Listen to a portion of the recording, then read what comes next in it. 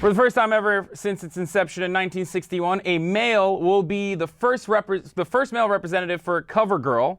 It's a makeup brand, and the person is 17-year-old James Charles, a teenager who rose to fame on social media for his makeup tutorials, both for men and women.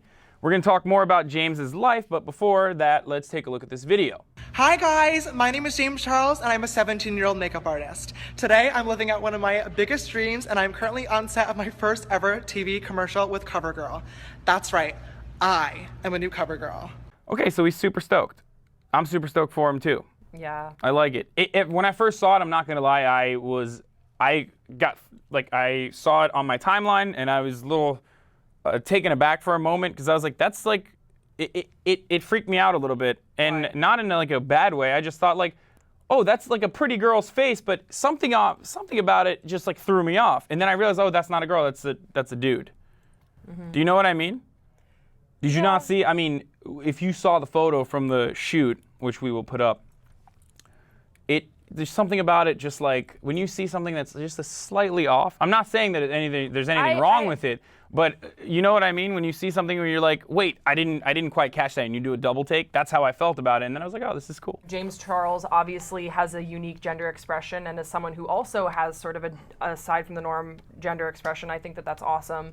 And I think that I'm really excited to see the work that James does for CoverGirl, because I hope that we're in an age where we can move away from makeup is for girls and you can only be a cover girl. We saw that with Ellen DeGeneres when she became a cover girl, and that was in its own way groundbreaking because she isn't conventionally feminine, and that's something I celebrated. And this is another thing that I want to celebrate because makeup, again, shouldn't just be for girls. If guys want to use it, if guys want to experiment with makeup, you should be able to do so. God knows I need it. And you shouldn't be restricted to being gender, as with sexuality, is of course a spectrum, as we're seeing in 2016. And I think that we need to celebrate these individuals that are expressing their gender in really unique ways. Well, yeah, but unique, but just important unique ways and personal. Also.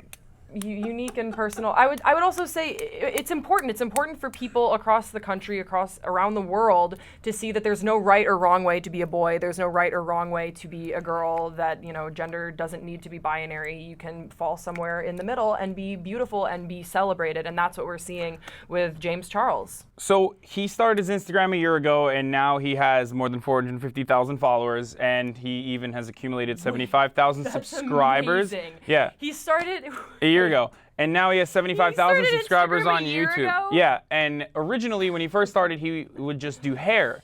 And then one of his friends wanted him to do their makeup, and he tried it, and then he posted it on social media, and people loved it, so he started doing all these like friends' prom makeups.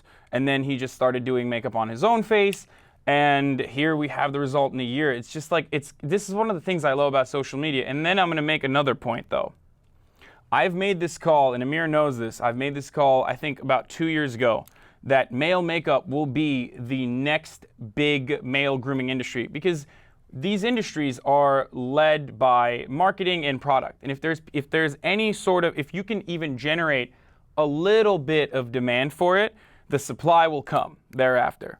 And right now we kind of launched into that in like 2014, 2015, metrosexuality, lumbersexuals, like and men's grooming products became really in the forefront for a lot of companies. You have Dollar Shave Club, you have Harry's, you have a bunch of different, Harry's is another shave club.